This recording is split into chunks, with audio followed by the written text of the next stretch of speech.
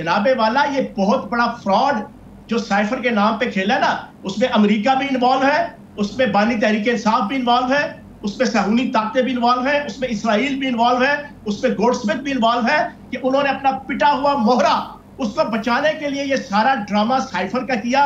उसमें America intentionally involve है, ये मेरी जाती राय है। क्योंकि आज जबकि अमेरिका, इसराइल, सहूनी ताकतें और बानी तहरीक इंसाफ और अमेरिकन कांग्रेस सारे एक प्लेटफॉर्म पे जमा है, इसराइल बढ़ बढ़ के पाकिस्तान के खिलाफ बानी तहरीक इंसाफ के हक में सलामती कौंसिल की जनाब मीटिंगों में तकरीरें कर रहा है, तो चीजें साबित हो रही है कि वो सारा ड्रामा था। अच्छा, सारे एक चौहान साहब, और मैंने परसों एक ट्वीट किया जो बड़ा वायरल हुआ। मैंने कहा आलमी और मुल्की हालात वाकयात और नज़ायर और कराइन ये बता रहे हैं कि पहले अमेरिका बानी तहरीक इंसाफ को रिहा कराएगा, आजादी दिलाएगा, और फिर उसके बाद बानी तहरीक इंसाफ पाकिस्तान की आवाम को अमेरिका से हकीकी आजादी दिलाएंगे। ये ड्रामा जो है इस वक्त पूरे पाकिस्तानी कौम से 2.25 साल से हो रहा है। अच्छा चौहान साहब, एक चीज बताइए, आपके पुराने साथी हैं कर्नल रिटायर्ड हाशिम डोगर साहब, वो पिछले दिनों एक ट्वीट करते हैं, शायद आपकी नजर से गुजरा या नहीं गुजरा, उन्होंने कहा जी पीटीआई को छोड़ के आईपीपी में जाने वाले शर्मिंदा हैं।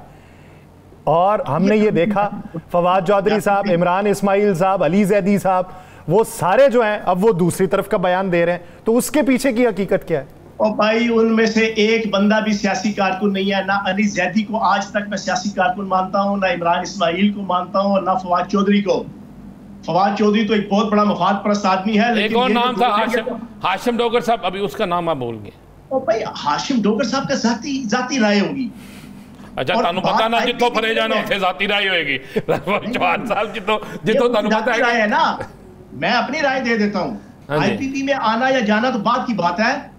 रब्बे काबा की कसम खा के कहता हूं कि पीटीआई को मौजूदा बानी तहरीक इंसाफ की क़यादत में जो अप्रैल 2022 से लेके 9 मई 2023 तक जो फसाद फिल अर्ज़, तहरीक फसाद फिल अर्ज़ उन्होंने बर्पा की, उसको छोड़कर आज मैं अपने खुदा के सामने भी, अपने ज़मीर के सामने भी सुरखरू हूं। और मेरा सर फख्र से बुलंद है कि मैंने पाकिस्तान की दुश्मन ताकतों की और सहूनी ताकतों की और यहूदी ताकतों के इशारों पे चलने वाली इस तहरीक से हट गया। लेकिन चौहान ये बता दें, चौहान साहब ये बता दें, ये जो मौजूदा हुकूमत है, ये जो मौजूदा हुकूमत है, जो आपकी पसंदीदा शायद हुकूमत है या नहीं है मुझे नहीं पता, लेकिन ये जो मौजूदा हुकूमत है, इसकी महंगाई, इसके कर्जे और इसके तल्लकात, आप इस पर क्या फरमाएंगे? आप मुझे ये बताएं कि जो आपकी पिछली हुकूमत थी, जिसके हवाले से आप माशाल्लाह जनाब बड़े ही एक्टिव सोशल मीडिया में भी और बाकी भी है, और लोगों को नवीज सुनाते हैं कि बस 3 दिन के अंदर एक ऐसा मुज़ाकरात का दौर शुरू होने वाला है। मैं तो आपसे सीख के आया हूँ, मैं तो आपसे सीख के आया हूँ। आप तो 1.5 साल में, आप तो 1 साल में कह के 9 मई या दूसरे वाकयात को सजा दिलाए जो मुल्ज़म है। हम तो आपको सुनते थे, आपने अपनी वफा बदलने से, देखे आप वफा बदलने से एक दिन पहले पाकिस्तान का परचम और कलमा पढ़ के प्रेस क्लब के बाहर क्या कर, मैं तो आपको सुनने वाला हूँ। मुझे बताएं, जो उनकी हुकूमत थी, उनके जो कर्जे थे, उनकी जो महंगाई थी, अक्टूबर 2021 भूल गए? अक्टूबर 2021 नहीं, मैं तो कुछ भी नहीं बोला। मेरी पूरी बात सुन लें। अक्टूबर 2021 में जब IMF के साथ ये वाला माहिदा जो अभी खत्म हुआ है, जो बानी तहरीक इंसाफ ने किया था, 1 नहीं 2 नहीं 20 प्रेस कॉन्फ्रेंस और टॉक शोज और उनके मौजूद हैं सोशल मीडिया में, और हमारे पास आके खुद बताते थे कि महंगाई का तूफान बदतमीजी आएगा, लेकिन पाकिस्तान की आवाम को बर्दाश्त करना पड़ेगा, इसके बगैर हम पाकिस्तान चला नहीं सकते, इकानमी चला नहीं सकते। और लोग नक्को नक हुए थे। नकदा कोका तो बाद में आया ना, नक्को नक जो ना हुए थे, वो क्या था? मुझे ये बताएं, वो क्या था? मैं तो यही सवाल, मैं तो एक सवाल पूछ रहा हूँ। इस मुल्क में मुआशरत बेहतर हुई कि नहीं हुई? इस मुल्क में लोगों ने वोट दिया ना, इमरान खान को लोगों ने वोट दिया ना, दिया है। आपकी सोशल मीडिया प्लेटफॉर्म के जो सारी दुनिया के अंदर यहूदी सहूनी ताकतों के सर सदके और उनकी मलकियत पे चल रहे हैं, उनके जरिए से चलें, ये आपकी सोच हो सकती है, ये आपकी सोच हो सकती है।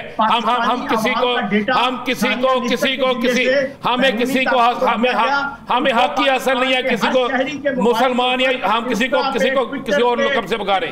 फेसबुक पे हजारों पोस्टें भेजकर उनके दिमाग को पिछले एक सर लेकिन अब लोगों को समझ आ गई है कि अमेरिका के खिलाफ हकीकी आजादी का ड्रामा सबके सामने। अच्छा चौहान साहब, एक आखिरी सवाल। कांग्रेस और इजराइल उसकी आजादी के लिए बेताब हुआ है।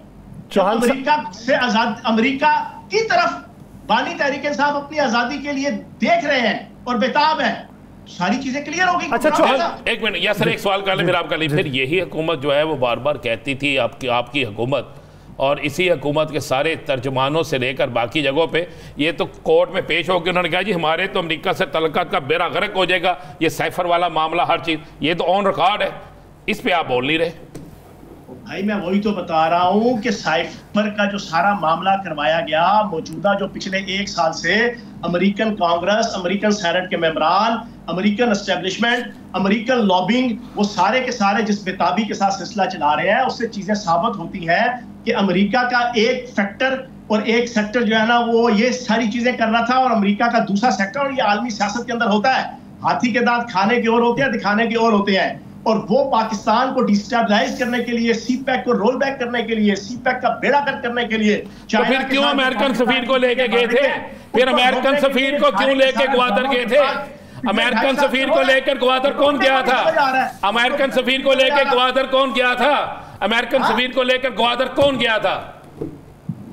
अमेरिकन सफीर को क्या ग्वादर लेकर कौन गया था?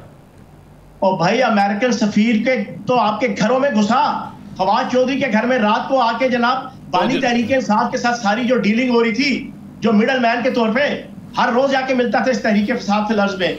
अल्लाह करे, अल्लाह करे, अल्लाह करे, अल्लाह करे, अल्लाह करे आपकी पहले वाली या अब वाली कोई एक बात जो है वो दुरुस्त हो ताकि अवाम जान सके। जब पहले आप करते थे वो वाली या ये वाली? ठीक हो गया।